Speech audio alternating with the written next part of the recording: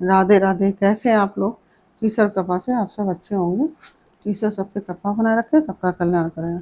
आज हम बताने जा रहे हैं श्रीमद् भागवत महापुराण के छठे स्कंद का दूसरा अध्याय, विष्णु दूतों द्वारा भागवत धर्म निरूपण और अजामिल का परम धाम गमन।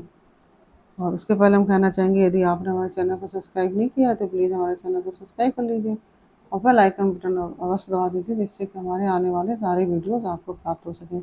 यदि आपको हमारी कथा पसंद आ रही है तो वीडियो को लाइक शेयर अवश्य करिए, जिससे और भी लोग लाभान्वित हो सकें। और राधे राधे अवश्य लिखिए कमेंट बॉक्स में।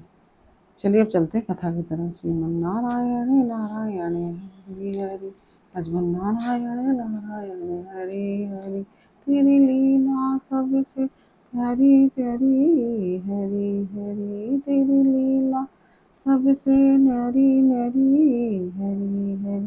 श्रीमन नारायण नारायण हरि हरि, भजमन नारायण नारायण हरि हरि।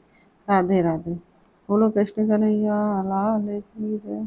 श्री सुखदेव जी कहते हैं, परीक्षित, भगवान के नीति निपुण एवं धर्म का मर्म जानने वाले पार्षदों ने यमदूतों का यह अभिभाषण सुनकर उनसे इस प्रकार कहा। भगवान के पार्षदों ने कहा, यमदूतों, यह बड़े आश्चर्य और खेद की बात है कि धर्मज्ञों की सभा में अधर्म प्रवेश कर रहा है, क्योंकि यहाँ निरपराध और अर्धदंडनीय व्यक्तियों को व्यर्थ ही दंड दिया जाता है। जो प्रजा के रक्षक है, शासक है, समदर्शी और परोपकारी है, यदि वे ही प्रजा के प्रति विषमता का व्यवहार करने लगे तो फिर प्रजा किसकी शरण लेगी। सत्पुरुष जैसा आचरण करते हैं, साधारण लोग वैसा वैसा ही करते हैं। वे अपने आचरण के द्वारा जिस कर्म को धर्मानुकूल प्रमाणित कर देते हैं, जो लोग उसी का अनुसरण करने लगते हैं। असाधारण लोग पशुओं के समान धर्म और अधर्म का स्वरूप न जानकर किसी सत्पुरुष पर विश्वास कर लेते हैं, उसकी गोद में सिर रखकर निर्भय और निश्चिंत सो जाते हैं। वही दयालु सत्पुरुष जो प्राणियों का अत्यंत विश्वास पात्र है और जिसे मित्र भाव से अपना हितैषी समझकर उन्होंने आत्मसमर्पण कर दिया है, उस अज्ञानी जीवों के साथ कैसे विश्वासघात कर सकता है। यमदूतों, इसने कोटि कोटि जन्मों की पाप राशि का पूरा पूरा प्रायश्चित कर लिया है, क्योंकि इसने विवश होकर ही सही भगवान के परम कल्याणमय मोक्षप्रद नाम का उच्चारण तो किया है। जिस समय इसने नारायण इन चार अक्षरों का आचरण किया, उस समय केवल उतने से ही इस पापी के समस्त पापों का प्रायश्चित हो गया है। चोर, शराबी, मित्रद्रोही, ब्रह्मघाती, गुरु पत्नीगामी, ऐसे लोगों का संसर्गी, स्त्री, राजा, पिता और गाय को मारने वाला, चाहे जैसा और चाहे जितना भी बड़ा पापी हो, सभी के लिए यही इतना ही सबसे बड़ा प्रायश्चित है कि भगवान के नामों का उच्चारण किया जाए, क्योंकि भगवान नामों के उच्चारण से मनुष्य की बुद्धि भगवान के गुण, लीला और स्वरूप में रम जाती है और स्वयं भगवान की उसके प्रति आत्मीय बुद्धि हो जाती है। बड़े बड़े ब्रह्मवादी ऋषियों ने पापों के बहुत से प्रायश्चित, कृच्छ, चंद्रायण आदि व्रत बतलाए हैं, परंतु उन प्रायश्चितों से पापी की वैसी जड़ से शुद्धि नहीं होती, जैसी भगवान के नामों का उनसे गुम्फित पदों का उच्चारण करने से होती है, क्योंकि वे नाम पवित्र कीर्ति भगवान के गुणों का ज्ञान कराने वाले हैं। यदि प्रायश्चित करने के बाद भी मन फिर से कुमार्ग में पाप की ओर दौड़े तो वह चरम सीमा पर पूरा पूरा प्रायश्चित नहीं है। क्यों? इसलिए जो लोग ऐसा प्रायश्चित करना चाहें कि जिससे पाप कर्मों और वासनाओं की जड़ ही उखड़ जाए, उन्हें भगवान के गुणों का ही ज्ञान करना चाहिए, क्योंकि उससे चित्त सर्वदा शुद्ध हो जाता है। इसलिए यमदूतों, तुम लोग अजामिल को मत ले जाओ, इसने सारे पापों का प्रायश्चित कर लिया है, क्योंकि इसने मरते समय भगवान के नाम का उच्चारण किया है। बड़े बड़े महात्मा पुरुष यह बात जानते हैं कि संकेत में, किसी दूसरे अभिप्राय से, परिहास में, तान अलापने में अथवा किसी की अवहेलना करने में भी यदि कोई भगवान के नामों का उच्चारण करता है तो उसके सारे पाप नष्ट हो जाते हैं। जो मनुष्य गिरते समय, पैर फिसलते समय, अंग अंग होते समय और सांप के डसते, आग में जलते और चोट लगते समय भी व्यवस्था से हरि हरि कहकर भगवान के नामों का उच्चारण कर लेता है, वह यम यातना का पात्र नहीं रह जाता। महर्षियों ने जानबूझकर बड़े पापों के लिए बड़े और छोटे पापों के लिए छोटे प्रायश्चित बतलाए हैं। इसमें संदेह नहीं है कि उन तपस्या, दान, जप आदि प्रायश्चितों के द्वारा वे पाप नष्ट हो जाते हैं, परंतु उन पापों से मलिन हुआ उसका हृदय शुद्ध नहीं होता। भगवान के चरणों की सेवा से वह शुद्ध हो जाता है।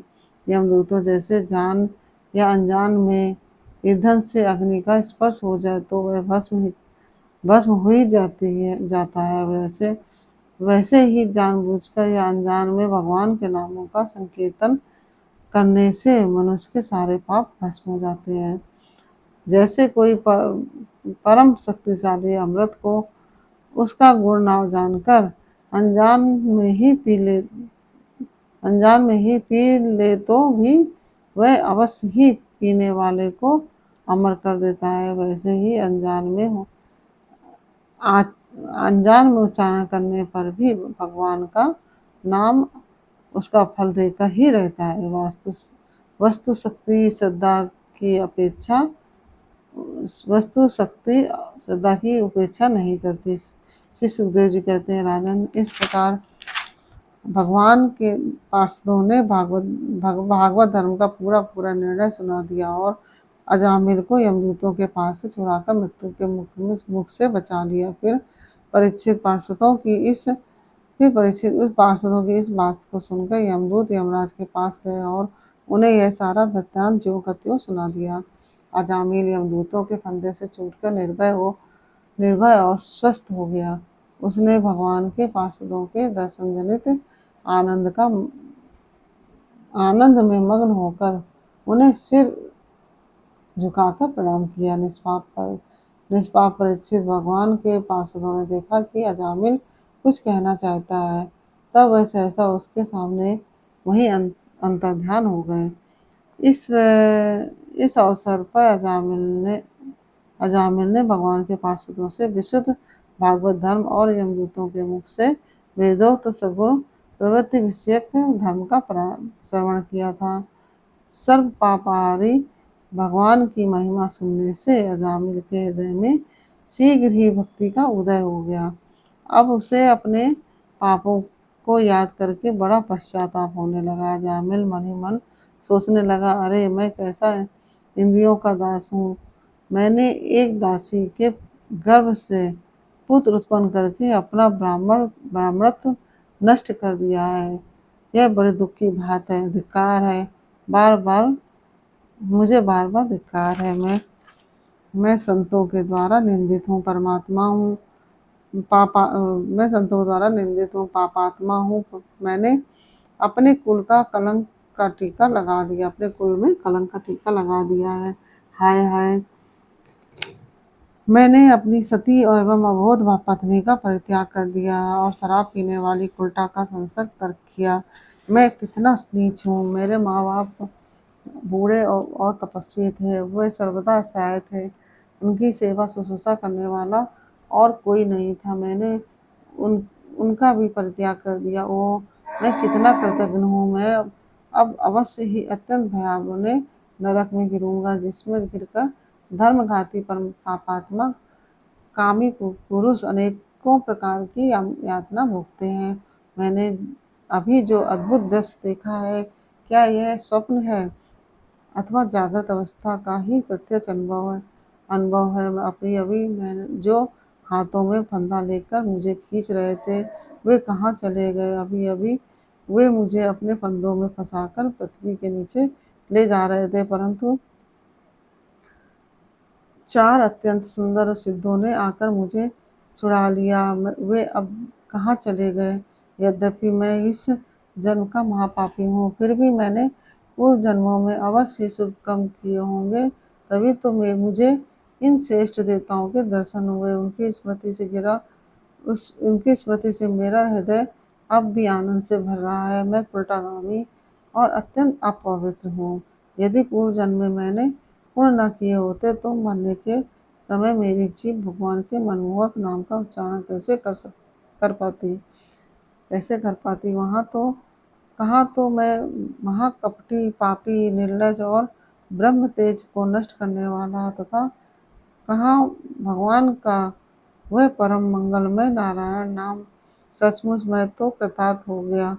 अब मैं अपने मन, इंद्रिय और प्राणों को वश में करके ऐसा प्रयत्न करूंगा कि फिर अपने को घोर अंधकार नरक में न डालूंगा। ज्ञानवश मैंने अपने शरीर को समझकर मैंने अपने को शरीर समझकर उसके लिए बड़ी बड़ी कामनाएं की और उनकी पूर्ति के लिए अनेकों कर्म किए। उन्हीं का फल है यह बंधन। अब मैं इसे काटकर समस्त प्राणियों का हित करूंगा, वासनाओं को शांत कर दूंगा, सबसे मित्रता का व्यवहार करूंगा, दुखियों पर दया करूंगा और पूरे संयम के साथ रहूंगा। भगवान की माया ने स्त्री का रूप धारण करके मुझ अधम को फांस लिया है और कीड़ा मृग की भांति मुझे बहुत नाच नचाया। अब मैं अपने आप को उस माया से मुक्त कर दूंगा। मैंने सत्य वस्तु परमात्मा को पहचान लिया है। अब मैं शरीर आदि में मैं और मेरे का भाव छोड़कर भगवान नाम के कीर्तन आदि से अपने मन को शुद्ध करूंगा और उसे भगवान में लगाऊंगा। श्री सुखदेव जी कहते हैं, परीक्षित, उन भगवान के पार्षद महात्माओं का केवल थोड़ी ही देर के लिए सत्संग हुआ था। इतने से ही अजामिल के चित्त में संसार के प्रति तीव्र वैराग हो गया। वे सबके संबंध और मोह को छोड़कर हरिद्वार चले गए।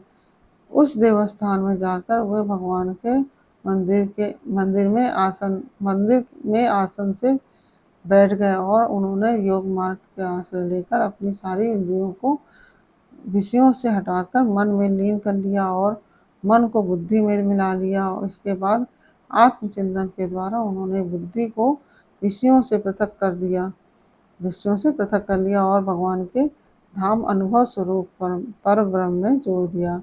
इस प्रकार जब अजामिल की बुद्धि त्रिगुणमयी प्रकृति से ऊपर उठकर भगवान के स्वरूप में स्थित हो गई, तब उन्होंने देखा कि उनके सामने वे ही चारों पार्षद जिन्हें उन्होंने पहले देखा था खड़े हैं।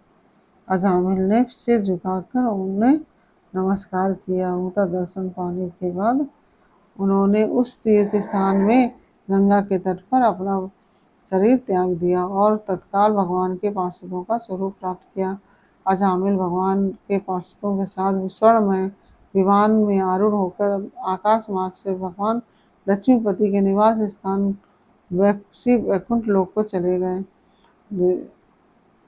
परीक्षित, अजामिल ने दासी का सहवास करके सारा धर्म कर्म चौपट कर दिया था।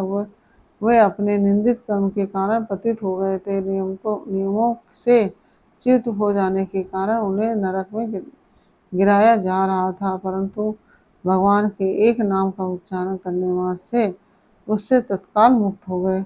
जो लोग इस संसार बंधन से मुक्त होना चाहते हैं, उनके लिए अपने चरणों के स्पर्श से तीर्थों को भी तीर्थ बनाने वाले भगवान के नाम से बढ़कर और कोई साधन नहीं है, क्योंकि नाम का आश्रय लेने से मनुष्य का मन फिर कर्म के पचड़ों में नहीं पड़ता। भगवान नाम के अतिरिक्त और किसी प्रायश्चित का आश्रय लेने पर मन रजोगुण और तमोगुण